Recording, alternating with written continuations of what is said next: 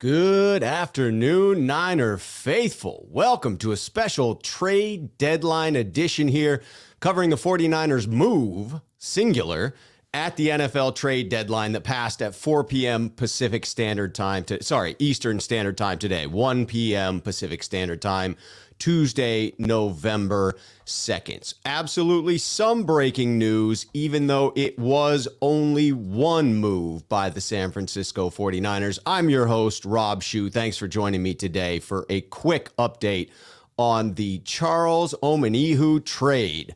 The 49ers traded a 2023 sixth-round pick to the Houston Texans for third-year defensive end, 24-year-old Charles Omenihu. Who the heck is Charles? I'm sure that is first and foremost of 49ers minds, 49er fans' minds.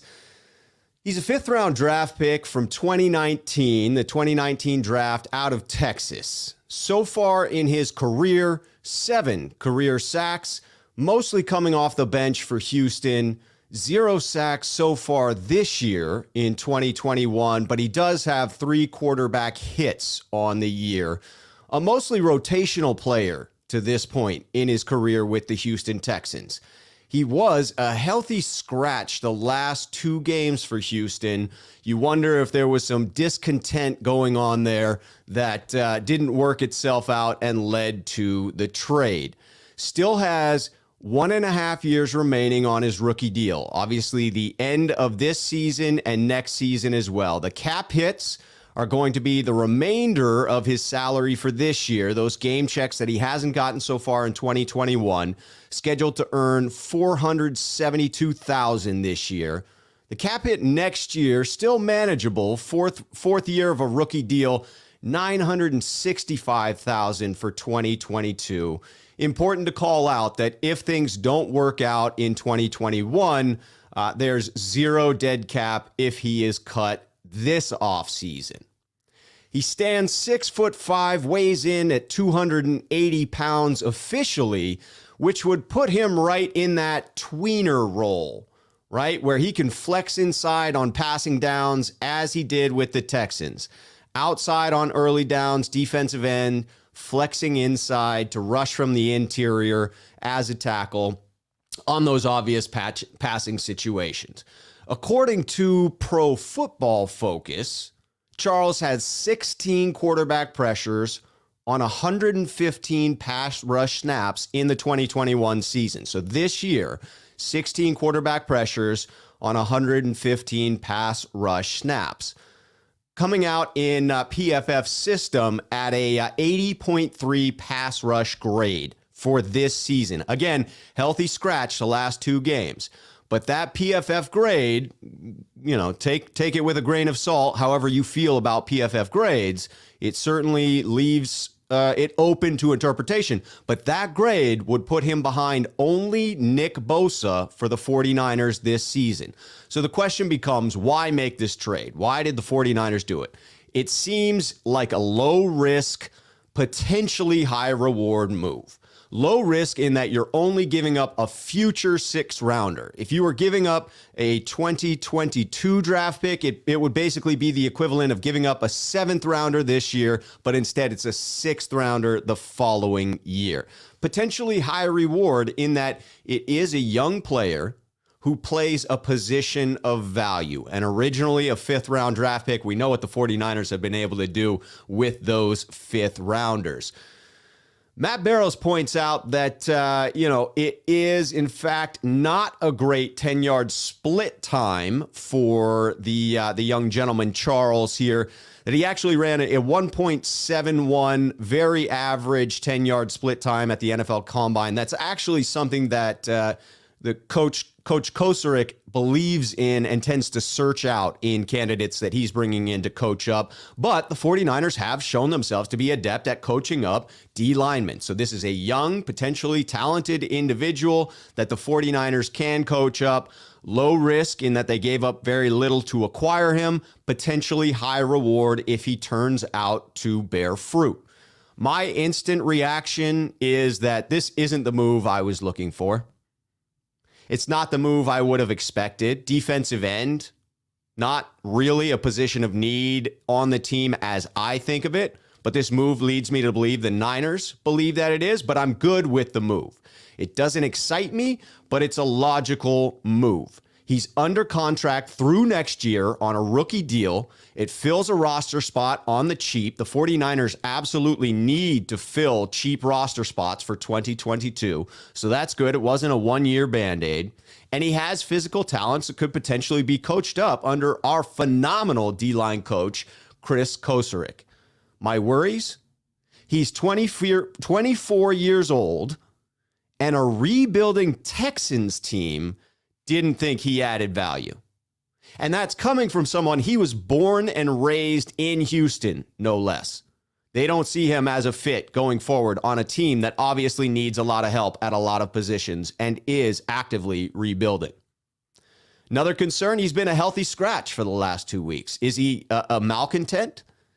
Are they upset with him for some reason? Will that come into play in the 49ers locker room if things get tough, which they could toward the end of this season?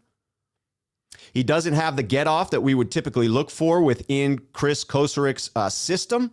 Not a great 10-yard split time. And I would question, was this a real position of need? I would have been much happier with a pure defensive tackle that also was about this level, young player, talent, because the 49ers do look to appear to struggle against the rush attack at this point in time. Does it move the needle? I wouldn't think so. Not in my humble opinion. This is a depth piece that could come into play with injuries, but it's hard to imagine it making any real difference in the win or loss column. It gives us something to talk about today. That's fantastic news. Always like to break down 49ers updates. But basically, the 49ers stayed put today, as I would have expected, as I predicted, made a very small fringe move and did add some depth with Kinlaw done for the season. Maurice Hurst is expected to continue to miss some time with his calf injury. And he does bring some flexibility with his ability to move inside to defensive tackle on passing downs. One last note that I want to point out that Fields Yates tweeted today that could be a potentially relevant fact for the 49ers, given our record so far. This is an interesting piece of change to the NFL rules around claiming players who have been cut. Listen to this. With the NFL's trade deadline now behind us, all players that are released are subject to waivers. Previously, it was just players with less than 4 years of service. If a team claims a player, it inherits the balance of his contract. So at this point, it used to be if you cut rookies, they went to the waiver system.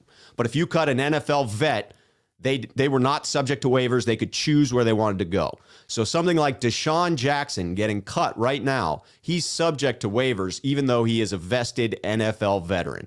I don't anticipate the San Francisco 49ers being interested in Deshaun Jackson, but with the 49ers record, if any more veterans are cut, they would in fact have a chance at claiming them given their record. All right, let's get into the chat. Want to say what's up to the people that have joined already. Wanted to get all of the information out there first before responding to your thoughts. Interrupts, how you doing today? Good to see you in here. Thanks for joining the on-the-fly trade deadline special. Leaving coming in, healthy scratch on a team with worst pass rush in the NFL. Did they sit him to trade? That's an interesting question. If they saw this coming, then sitting him the past 2 weeks makes a lot more sense. I hadn't considered it from that angle, but Lee, that is very insightful. That you would think that could have played into it because you do not want, if you're attempting to move a player for fit, scheme, compensation, whatever your reasons are for moving the individual, if you know you're going to attempt to move them, you do not want them to pick up an injury and thereby prevent them from being injured.